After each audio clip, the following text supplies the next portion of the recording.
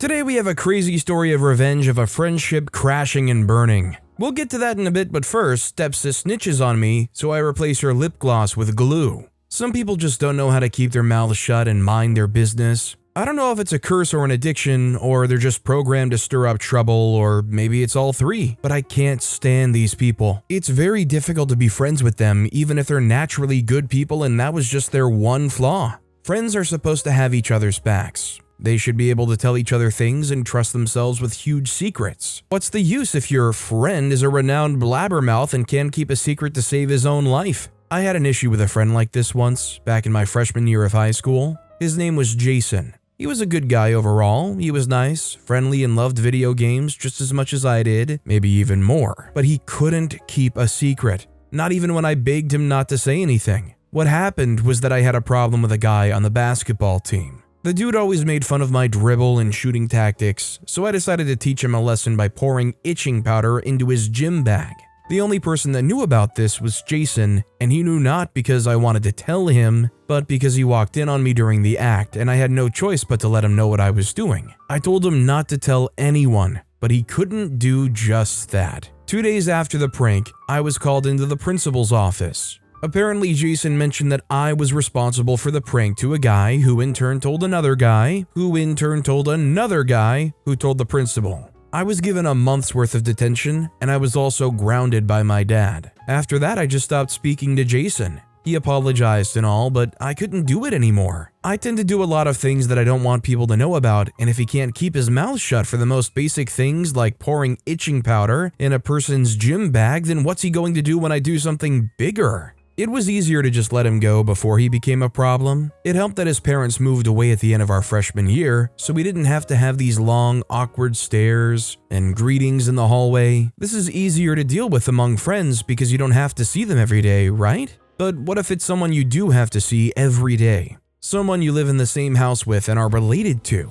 Someone like your stepsister. How do you handle that? My dad and mom have had problems for as long as I can remember. They were always fighting all through my childhood. It was always one thing or the other, but it never really made any sense to me because, well, I was a kid. Eventually, they decided to call it quits and settled for joint custody. Eventually, mom got a job opportunity outside the country and she had to leave, so I had to stay with my dad full time. For the next few years, I was with my dad. He never got married or entered a new relationship. My mom, on the other hand, was dating some guy named Seth with a weird haircut. Anyway, after this thing with Jason, I got grounded at home. I learned something interesting. I never came home early before because I was an only child and my dad worked till 4:30/5 p.m. So I usually got in at about 6 or 7 on a normal day, but now I came home straight from school, and that was when I noticed that my dad was staying out longer than usual. I didn't question it. I just thought that maybe he had found some new friends. I mean, he needed it after all these years of living a monotonous life. Out of the blue one day, he brought home a woman and introduced her to me as Sharon, the woman he'd been seeing for some time. The weird thing is that my mom was also named Sharon.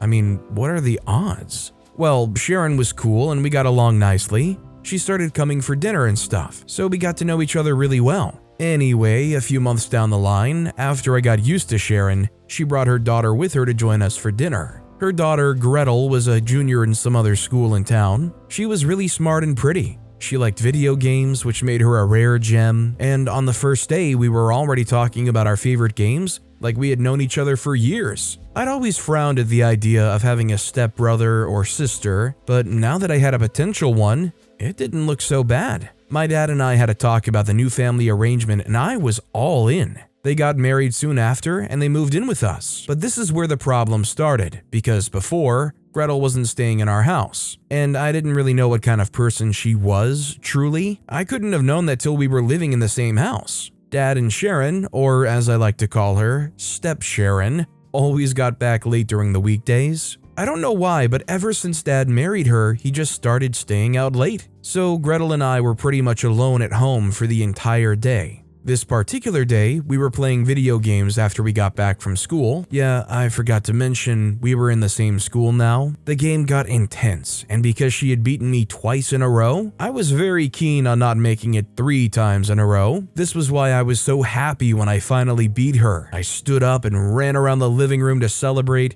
I slipped when my foot hit the edge of a chair and I fell, knocking over a china vase. The vase was my dad's and I think it was passed down or something, but it had been in that same spot since before I was born. No one was going to notice if it was gone. So I swept the pieces and vacuumed the floor for any loose pieces. Gretel even helped me clear the evidence, and then I told her not to tell anyone about it. Even if someone mentioned anything, she was supposed to pretend that it was the first time she'd heard about a vase. She said yes, and the plan was set. Dad and Sharon got home and no one said anything about the vase. For the next 4 days, they didn't even notice that it was gone. But then came Saturday. We were having a nice breakfast of toast and bacon. Dad and I were talking about a game we watched the night before, and it was all great. Just then, right at the breakfast table, Gretel blurted out that I broke the vase. My dad looked at where it used to be and looked at me. After a back and forth with him and Sharon, I got grounded again. Later that evening, Gretel came to apologize.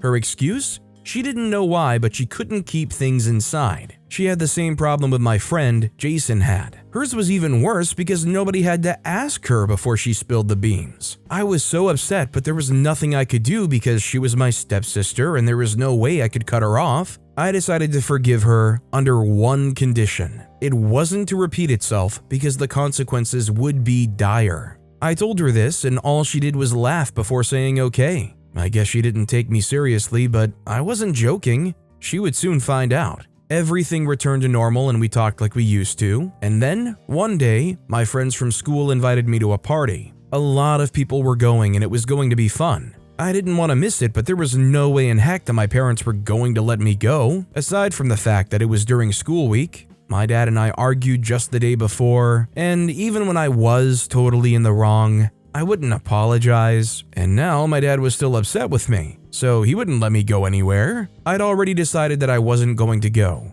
But then, my all-time crush since my freshman year, Aya, asked me if I was going to be at the party. I froze up and said yes. She said okay, and that she was going to be there too, and maybe we could hang out. I said sure without giving it a second thought. It was after she left that I realized what I had said. I told them I was going to the party and I couldn't back out now. I decided that I wasn't going to tell anyone about it, but I was going to sneak out. When the day came, we had dinner and I went to my room to sleep. I made sure they all knew that I wanted to go to bed, so I said my goodnight. I waited till my mom came to check on me to say her final goodnight. After that, I was sure that the coast was clear, so I dressed up and prepared the room to look like I was still in bed. I was about to sneak out the window when Gretel walked in. She caught me with one of my legs out the window, so there was no denying it. I knew my plan was ruined, and I decided to just give up. But Gretel promised me that she could keep this secret. She told me to go and that she wasn't going to say anything. I was stupid enough to believe her. I went to the party and had the time of my life, but around 5 a.m., I decided to sneak back in. When I did, the lights came on and there was my dad, Sharon, and Gretel. My dad gave me detention for a month and took away my phone, laptop, and game privileges. The worst part of all this was that I'd already given up and I wasn't going to go anymore, but she promised that she could keep my secret and that was why I went. But then, she just went around and told them anyway. Gretel apologized again, but this time, I didn't try to argue with her. I said it was fine. But it wasn't. I was secretly plotting my revenge. Eventually, I came up with a fitting revenge plan. One night, when everyone had slept, I went to Gretel's room and got her lip gloss. She didn't like to wear makeup, only lip gloss, which she used every day. I emptied the lip gloss and poured the super glue into the vial of lip gloss. I'm not even going to lie, it wasn't an easy process, but I did it. Then I returned the vial and went to my room. The next day, Gretel used the lip gloss, and her lips got stuck together. She screamed and cried, and it took everything I had to not burst out laughing. My dad accused me, but there was no proof of me doing it, so I denied it blatantly. They searched my room for any kind of evidence, but they found nothing. I stuck to the fact that I didn't know what happened to her, and even proceeded to say that it was probably her friends she had over a few days ago. Maybe they were the ones messing with her. I didn't get punished because after my accusation, they couldn't figure out who was responsible. I mean, in this situation, even if OP did get blamed and punished, it's not like they can get much more taken away from them. They kind of already have like all of their privileges taken away. Also, hi, I'm Steven, and if you guys enjoy crazy stories of revenge, why not hit those like and subscribe buttons down below? That said, our next story is, I could have taken a bullet for her. Growing up, I was always hearing the phrase, "Would you take a bullet for me?" Or, to put it more correctly, "I would take a bullet for you," from the mouths of couples or people that just happen to find themselves in love. And I always wondered, if I were to ever put myself in those shoes, would I be able to answer that question positively, or would I be able to say the same thing and mean it? Such was the case with Benita, my now ex-wife, who I'm suing for full custody of our kid and also filing for divorce. This was all as a result of her sudden change in attitude and character, which she had suddenly come up with out of nowhere, and for the first time in forever at that. I finally was able to stand up for myself and for what I believed in, regardless of what my previous beliefs stated, and I made sure she would live with regret for as long as she lived. My name is Darwin, first son of 3 siblings from my father, now father of my own 2 daughters, Wendy and Cindy. Ever since I was young, I've never really felt the presence of a mother figure in my life, and neither have my siblings, and this was due to the fact that when my mother Helen had her last child, my youngest sibling, she had a change of heart, and apparently wanted to have nothing to do with my father at the time. And this was attributed to the fact that my father, at the time, was still desperately struggling to make ends meet. And in her eyes, she just could not bear the situation of things back then, and apparently she had no other choice but to leave my father. I must say, I was not all that angry at her for the fact that she left my father when he was at his all-time low, but the one fact that truly triggered me was that over the passage of time, my dear father was able to finally find his footing and gain financial freedom with the help of my friends and family, and I was really happy for him. In fact, I still am till this very day, as he was one of the only people that truly pushed me to be a better man and a better version of myself. I was really proud to have him as my father. However, as for my mother, after a few years had passed, she had finally decided that it was time she come and claim what she supposed was rightfully hers. As from the very moment that she came back, she had announced to my father that she was there for a divorce and to claim her alimony. She also made it very clear to him that she was also planning on getting full custody of all the children she had for my father, and considering the financial state of my father at the time, he was finally able to afford a good enough lawyer for his case. It went on for quite a few months, but thankfully things went in favor of my father, as he was granted full custody of all of his children. But there was one little hiccup, which was that he was still made by the court to pay alimony to my mother following their divorce. It was hard and it seemed unfair, but the look on her face when the judge ruled that he be paid her alimony, even if only of half of what she had initially requested for, she was very happy. And she didn't even pay any mind to the fact that she was never going to see her children again. This was when I truly was mad at her, and I felt like I could never forgive her. But I guess to err is human, and to forgive is divine. Even though she had erred in the most horrible way possible for a mother and a woman.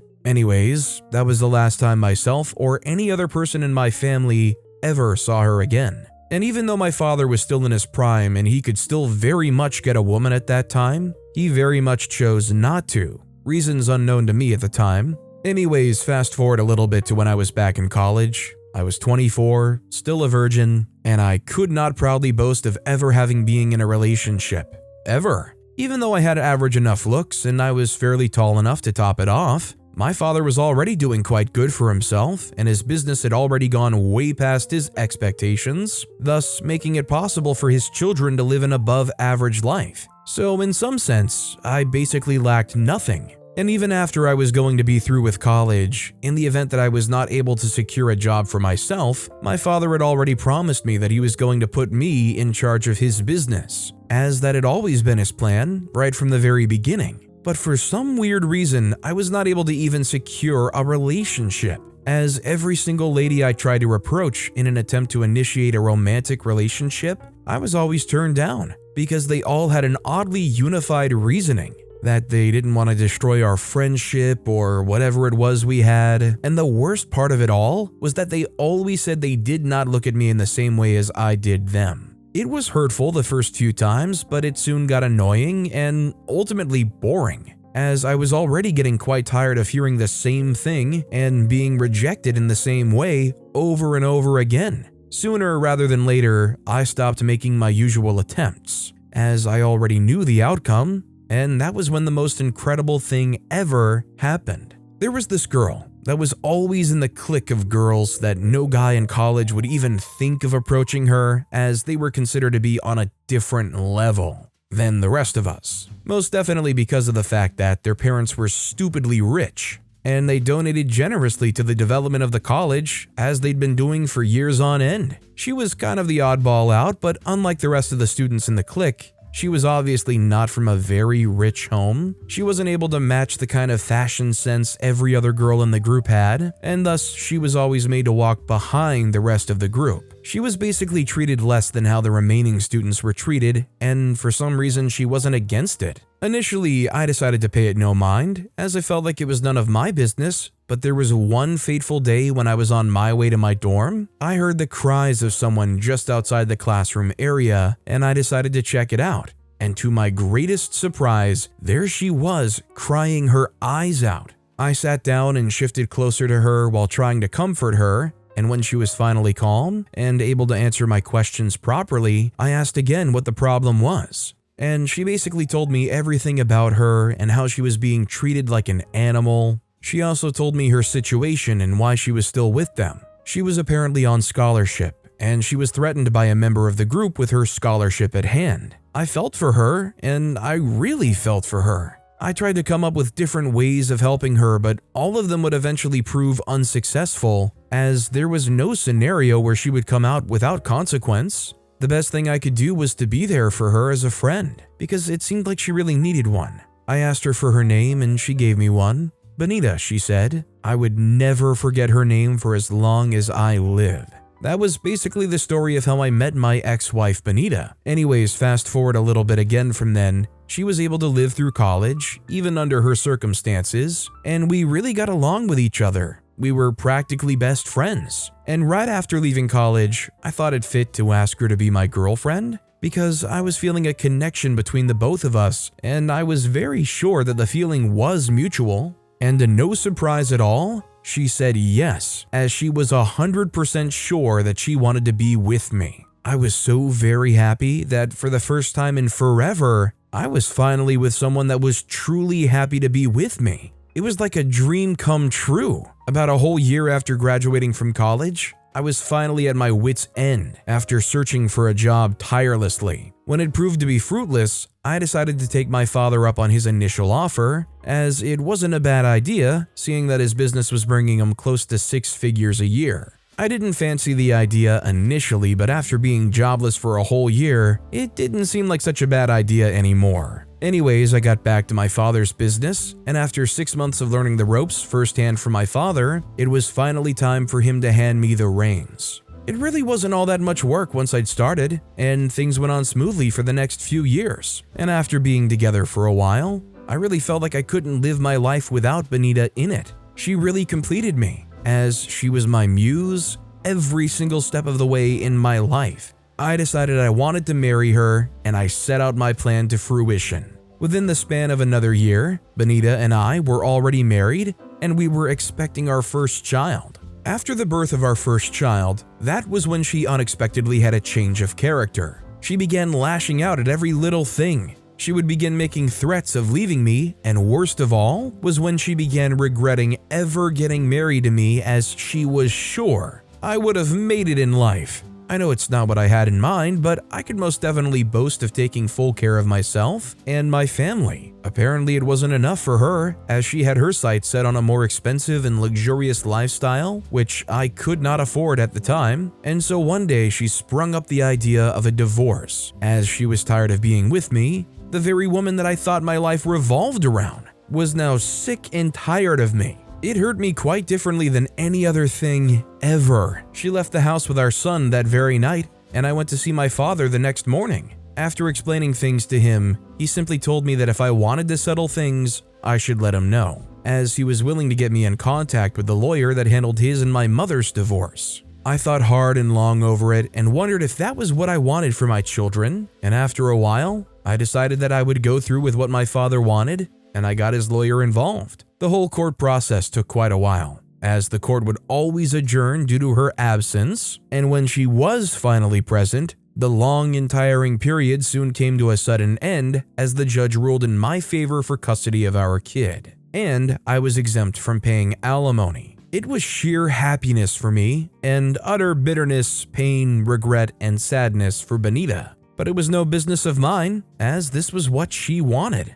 I also made sure that visitations were not in question too, as this would hurt her even more. I can't believe I once loved her so much so that I would have literally have taken a bullet for her. What sucks about situations like this is it's not only the biggest heartbreak you've ever experienced, but it has to go on for so long while you go to court and you figure out custody. You figure out whether or not there's going to be alimony and like a lifelong connection to the stress and the disappointment that came from that relationship. I mean, that has to be draining. Our next story is an old friendship that crashed. I was 17 when my world came crashing down, thanks to my best friend turned nemesis. I still marvel at the downturn of events between the both of us. I mean, people were so envious of what we shared, but everything came crashing down like a pack of cards. Everything began when Justina, my ex-best friend, shared an embarrassingly humiliating video of me on the school blog so that Jude, her high school crush, would see it. To her, it was just a video that could make Jude change his mind about me, but to me, it was a great betrayal of trust. When I discovered what she had done, the rage that surged through me was immeasurable. The problem was that I couldn't retaliate in a way that would jeopardize my standing with my parents, who happened to be friends with hers. Groundings were a fate worse than any teen could bear, and I wasn't willing to risk it. However, my teenage creativity kicked in, and I hatched a plan, one that was both harmless and devastatingly effective. Justina and I grew up together in the beautiful state of Texas. It was a roller coaster for us too. We were both the babies of our house, and our mothers were high school besties. As much as we didn't like to accept it, people believed that we were match made by our parents, a sort of friendship that grew because we had no choice. Maybe the onlookers were right after all. Our friendship only grew because we had no choice. Justina and I were like poles that repel. Justina was very, very proud. She felt like she ruled and owned the world. She is insanely attractive and beautiful, and she was well aware. She loved to use people because she felt she could. I hated that part of her so much that I tried to avoid her on several occasions. I was shocked when she tried to use me too. That was the genesis of our problems. She was rejected by the only boy who she felt was good enough for her. However, on the flip side, that boy liked me. It was too much for both of us. I hated that the boy she liked me. That was a fault I couldn't accept, but Justina blamed me for it regardless. That awkward scenario was all Justina needed to show the world that our friendship only grew because we had no choice. Everything else that followed was a mixture of pain and excitement. It was a huge pain on my side and a form of excitement for the people who had predicted the downfall of my friendship with Justina. Not that Justina was a trophy to me, but she had her good sides too. She was there for me when the world didn't understand my personality or my energy. She was there to put naysayers and bullies in their place when they tried to trespass. She was my imperfect sister. But all of that didn't matter when Justina decided to ruin our little love story because of a boy who liked me. Our drama started when Justina posted a video of me being bullied by some students. Apparently, I had a slight period stain on my uniform. I was filmed and made jealous of by these students. Justina stood up for me and made sure that the video didn't go around the school. As a queen bee, no one dared cross her path. She told me she made sure that the video was deleted completely, but she lied to me. She was the only one who still had access to that horrible video for reasons best known to her. I regretted not informing Mrs. Julie, the school's principal, that I was bullied. Justina had told me not to blow the situation out of proportion, and I believed her. She was my best friend after all. As much as I love to look at the best side of Justina, I should have known earlier that Justina was a traitor. Her kindness was stringent on my loyalty. I had watched her back, taken insults for her, and I was a big sister to her. But what I couldn't do was help her get a man who didn't love her. It started with, "I know Jude likes you. I see the way he looks at you. I don't know if the feeling is mutual, but I hope it's not." Everything sounded cool until Justina spewed the last words.